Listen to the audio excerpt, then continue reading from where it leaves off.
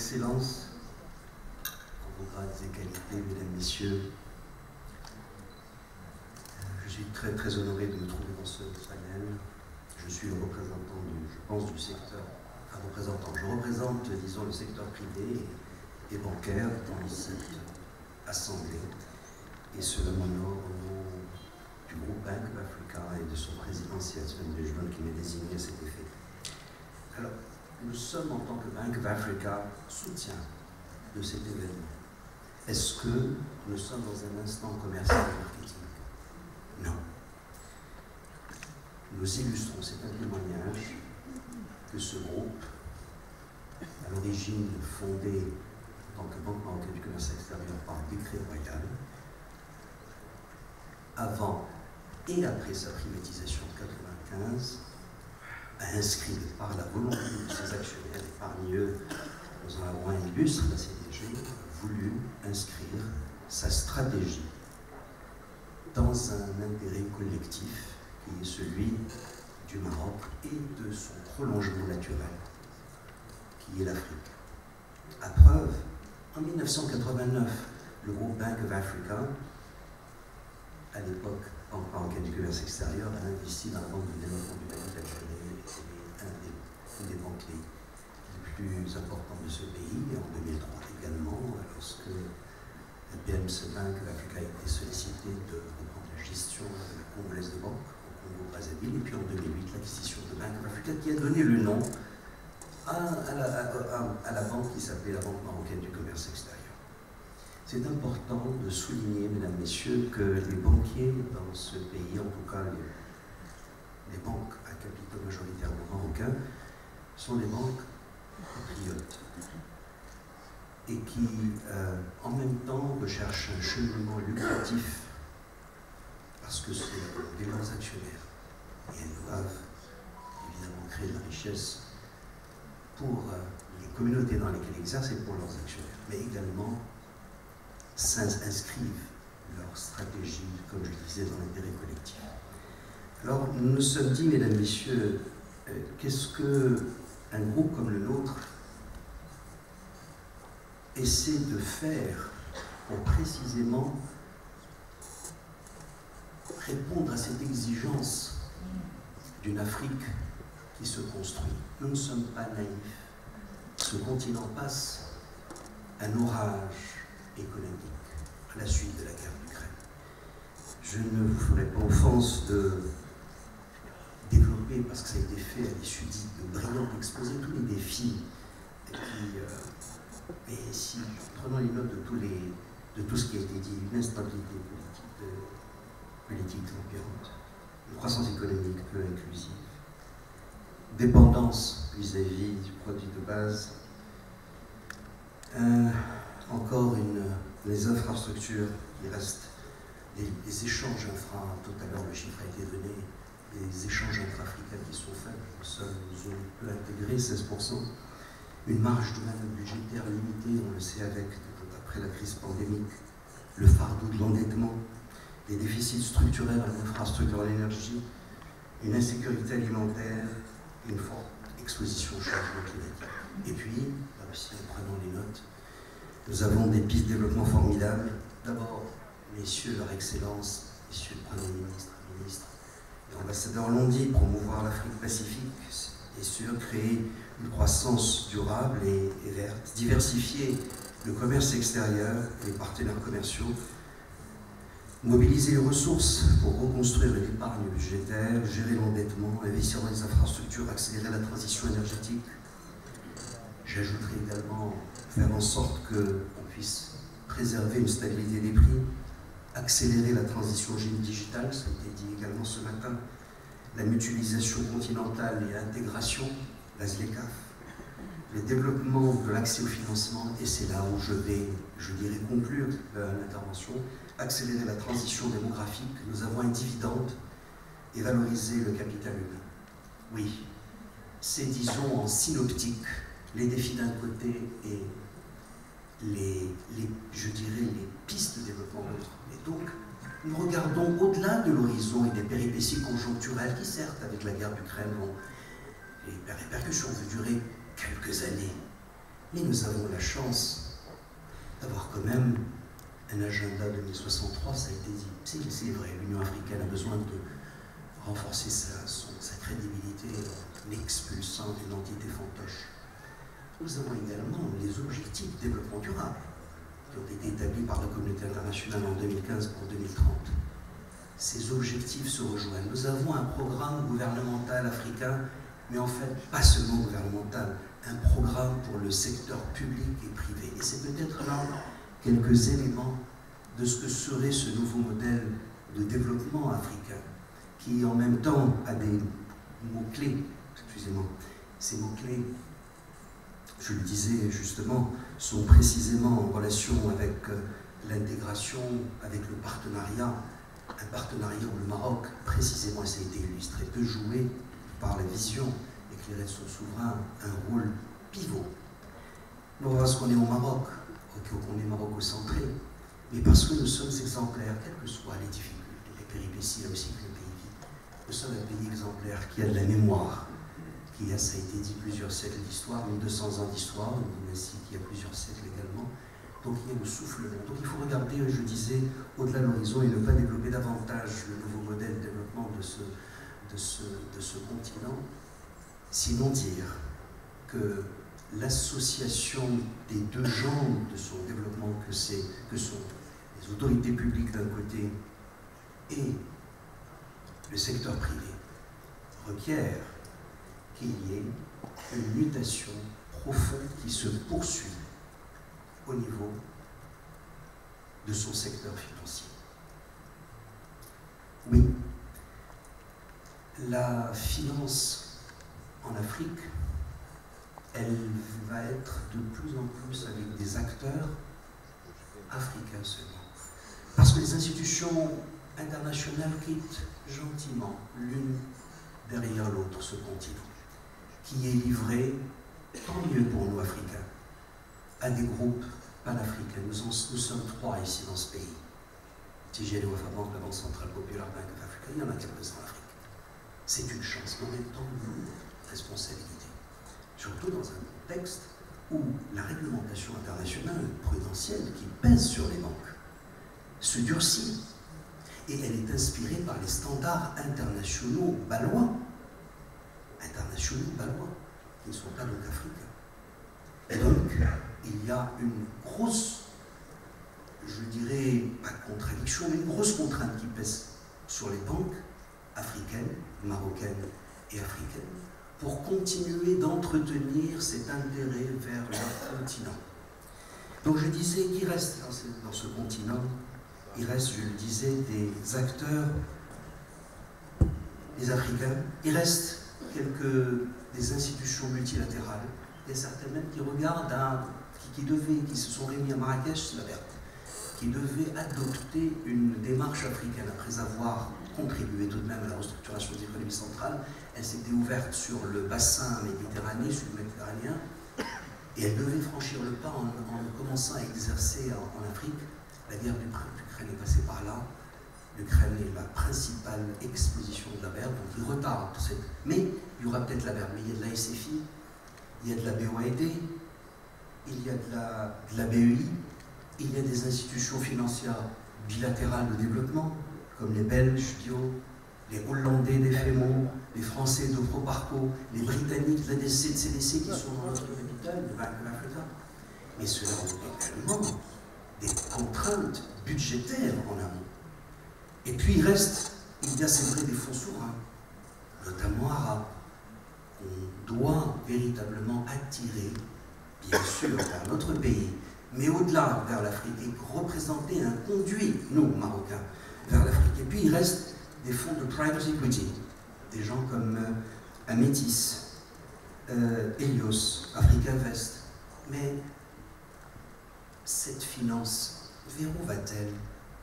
On est en train d'avoir sur l'agenda mondial la problématique de la finance climat. Et quand on voit les chiffres qui circulent, l'Afrique a besoin de 700 milliards pour, je parle de mémoire, de dollars pour l'atténuation et 400 et quelques milliards, je crois que c'est le chiffre de McKinsey, pour l'adaptation. Avec qui? Sur quelles ressources? Eh bien, peut-être qu'il y a une petite lumière au bout du tunnel. Cette lumière viendra des financiers et des banquiers, mais pas seulement africains. Pas seulement africains.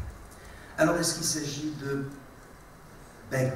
implorer, messieurs, regardez, la transition climatique, on a besoin de la faire ici en Afrique, nous supportons les effets, nous, le continent africain, de tous les dérapages qu'il y a eu à travers le monde, alors que nous n'y sommes pour rien, nous sommes de faibles États. Non, ce n'est pas par l'imploration, c'est une responsabilité, et chez les financiers, chez les banquiers d'affaires, africains, mais également multilatéraux, européens, et je vais arriver à mon propos, c'est d'arriver à être looking like, à ressembler à travers la structuration des produits que nous allons offrir, d'investissement, qui pourront financer tous ces projets considérables, ressembler à des produits mainstream, des produits business as usual, dont ont l'habitude les investisseurs internationaux. Et alors, vous trouverez des investisseurs internationaux qui auront une fenêtre, parce qu'on respecte les critères ESG, environnement, socio et gouvernance, parce qu'on respecte une fenêtre finance-climat, de dire, oui, j'ai de la place pour l'Afrique. Mais ils ne viendront pas en Afrique par amour de l'Afrique, mais parce que les produits auront été structurés dans leur durée, dans leur mélange entre des produits en même temps issus, c'est-à-dire des projets issus de nos marchés émergents, mais aussi issus des marchés non émergents que représentent plusieurs pays africains, mais également mélangés avec des produits, avec des projets de pays développés. C'est ainsi qu'on peut rendre audible la problématique africaine, avec peut-être des gens qui, au-delà de l'investissement qu'ils feront dans des fonds globaux, regarderont davantage notre continent. Alors, qu'est-ce que cela signifie encore davantage? Que la finance sèche, l'investissement sec dans notre continent, sur notre continent davantage qu'ailleurs, mais aussi ailleurs, mais encore davantage sur notre continent qui, au-delà des péripéties, en dépassant l'horizon, est un continent plein d'avenir, mon Dieu, avec justement sa jeunesse vibrante, avec ce monde immatériel qui va vers le monde de la connaissance, où l'on peut faire, comme disent les anglo-saxons, du leapfrog, du saut de grenouille, pour précisément passer d'une étape de développement à une autre sans passer par la case habituelle qu'on a connue. Et justement, cette finance sèche, cet investissement sec, doit être amendé. Comment? Vous allez peut-être sourire, mais on a fait, comme M. Jourdain dirait les Français, on a fait de la prose sans des rencontres. Je voudrais juste dire à la suite du discours royal au Parlement, lorsqu'un produit de communauté, l'ACA, a été créé. C'est vrai, alors certains vont dire oui, il faudrait voir. Chez vous, les banques, les taux de sinistralité, tout ça, ça sera des péripéties. C'est que ce n'était pas de la finance sèche, ce n'était pas du prêt sec, c'était du financier, et c'est toujours du financier et de l'extra-financier. Lorsque les autorités publiques engagent les centres régionaux d'investissement, le ministère de l'Intérieur, à collaborer, à accompagner les entrepreneurs, ce n'est pas de la finance sèche. Lorsque les banques se prévalent, et nous sommes très heureux en tant que Bank of Africa d'avoir été pionniers dans ce domaine, véritablement, je vous assure, et ce n'est pas un instinct commercial. C'est parce qu'encore une fois, c'est un témoignage, je vous jure, que j'aurais témoigné ainsi dans ce panel s'il s'agissait d'une autre banque, qui dès 2008-2009, grâce à un centre d'intelligence économique qui est le digne successeur d'un département d'études économiques qui a été créé encore une fois à la suite de ce décret royal pour pouvoir aider les exportateurs, et que nous avons accompagné l'entrepreneuriat, nous avons développé toute une capacité d'extra-financier en même temps que le financier. Alors, l'avenir de la finance et en fait son présent, c'est du financier et de l'extra-financier. Ça veut dire quoi? Ça veut dire que nous améliorons le risque africain, le risque des entrepreneurs. Comment? En ayant un produit qui en même temps, dans un one-stop shop que peut représenter la banque, parce qu'on est banquier, parce que je suis banquier, je suis en train de faire, non, tout simplement parce que nous sommes des gens qui, en principe, sont dépositaires, pas seulement d'argent et de confiance de la clientèle, mais on peut représenter le pivot vis-à-vis de la clientèle pour être one-stop shop. Le client s'adresse précisément pour avoir l'argent, mais également l'accompagnement. Pour les PME, c'est de la formation. C'est du conseil. C'est également un produit qui aura été accessible parce qu'il y a du don dedans, mais pas de la part des banquiers, parce qu'il y aura peut-être, comme on l'a vu dans des produits d'efficacité énergétique que nous avons commercialisés, il y avait un don de l'Union européenne qui pesait à la baisse sur le taux d'intérêt, parce qu'il y aura de la garantie, il y aura de l'assurance. On va donc mitiger le risque frontal que représente l'Afrique avec ses problèmes de risque opérationnel, risque de corruption, risque de gouvernance, risque réputationnel. C'est pour ça que les internationaux sont partis, ils ne veulent pas assumer. En disant, l'UNESCO m'avait d'avoir, pardonnez-moi cette expression, c'est-à-dire, bon, nous, on ne maîtrise pas. J'ai d'autres, I'm a global player, j'ai d'autres marchés dans lesquels je peux et je ne veux pas recevoir, à cause de cette législation extra-financière américaine, comme la... comment elle s'appelle, je la retrouverai, bref, ou la législation européenne, n'est-ce pas, où l'on vient extraterritorialement m'imposer des amendes parce que je n'arrive pas à respecter un certain nombre de choses. Donc, Excellences et Mesdames, Messieurs, cette finance nouvelle est une finance mélangée, métissée. C'est drôle le clin d'œil de l'histoire que tout ce qui est métissé est extraordinaire, que ce soit des civilisations métissées. Si on voit l'histoire, les grandes civilisations ont été des civilisations de métissage. Des gens comme Tocqueville l'avait annoncé pour les États-Unis avant l'heure, pour l'Union soviétique avant son heure, la Russie avant l'heure. Le métissage de la finance sera le nouveau visage de la finance. Cette histoire de finance métissée, ça veut dire quoi? Mélanger, créanciers publics et privés ensemble, dette et equity ensemble, même les années, ce qu'il y a entre les deux. Encore une fois, cible de marché, pas seulement des produits marocains / africains, mélangés également avec des produits émergents et de marchés non émergents. C'est par la structuration, et ça c'est le fait des banques d'affaires. Ou alors des grands organismes internationaux avec des fonds pour précisément structurer ces nouveaux produits de blended finance, c'est le terme qui a été créé en 2015 à l'occasion du World Economic Forum, et dont nous avons pratiqué cette finance mélangée à travers des lignes mises à notre disposition par la Banque européenne d'investissement, par la BERD, par la FMO, la Banque de développement bilatérale hollandaise. Nous avons pu distribuer très facilement des lignes d'efficacité énergétique pour améliorer l'outil de production en termes d'efficacité énergétique des entrepreneurs qui ne... Pardonnez-moi, ils ont raison, ils avaient raison. Vous ne pouvez pas comprendre grand-chose. Pourquoi voulez-vous que j'aille vers cela? Au nom d'idéaux? Aidez-moi, ramenez-moi du conseil, expliquez-moi, je monte en compétences pour que je puisse effectivement faire de l'efficacité énergétique. Donc l'avenir, encore une fois, c'est un avenir d'une finance qui aura capitalisé sur les différents instruments qui existent, qui aura trouvé des solutions régionales. On a la chance d'avoir ces CER, on a la chance d'avoir la ZLECAf. Les Africains doivent faire confiance à l'Africain, Sa Majesté la une finance qui aura dérisqué, grâce, comme je dis, dérisqué politiquement, en mélangeant, en combinant plusieurs profils de cibles, en mitigeant le risque grâce à l'assurance et aux garanties, en structurant les produits de manière à ce qu'ils ressemblent à des produits d'investissement comme ceux dont ont l'habitude ces investisseurs internationaux qui ont des milliards et qui ont des milliards à investir désormais dans la finance climat et qui ne regarderont pas notre continent parce qu'il n'est pas audible.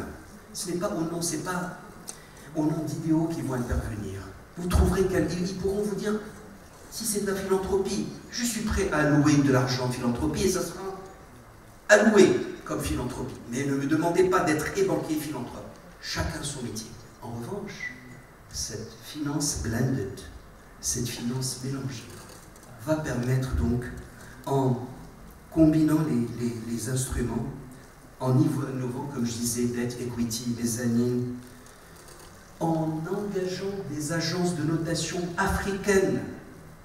On a besoin, et je sais que le président Macky Sall, en tant que président de l'Union africaine, avait mis dans son agenda cet aspect-là d'une agence de notation africaine. Il y en a, mais il s'agit de renforcer, non pas au nom d'un espèce d'africano-africanisme étroit, mais parce que nos pays méritent que d'autres critères qui se surajoutent aux critères autres que nous avons l'habitude d'avoir. Nous sommes des gens notés par Moody's et par Standard & Poor's et Fitch, donc on sait ce que c'est. Mais on mérite, au nom de tout ce que je viens de dire, d'avoir d'autres critères qui viennent pondérer, améliorer, dérisquer nos économies. Donc combiner le public-privé, combiner des maturités qui puissent ressembler à celles dont ont besoin les investisseurs internationaux, structurer les échéances, standardiser la documentation. Même une documentation de ces produits de financement devrait être standardisée, qui ressemble à ceux des marchés développés. Et enfin, et ça a été dit, capacitation, c'est le terme qu'a utilisé Monsieur le ministre. Empowerment est un terme effectivement beaucoup plus fort. Tim Keane, encore très beau. C'est toute cette finance mélangée. Et puis je voulais terminer avec un petit clin d'œil en jouant sur le terme business, puisque je suis issu du monde business. Dans le mot business, pour moi, les 3 dernières lettres veulent dire quelque chose pour cette économie africaine, pour ce nouveau modèle de développement africain. Mais en fait, c'est pour l'ensemble du monde que les 3 derniers chiffres veulent dire que les entreprises, eux, doivent être solidaires, tout en recherchant la rentabilité. Et encore une fois, sinon on n'aurait même pas les moyens de dire ce que je viens de dire. Elles doivent être des entreprises solidaires et sociales. La responsabilité sociale des organisations.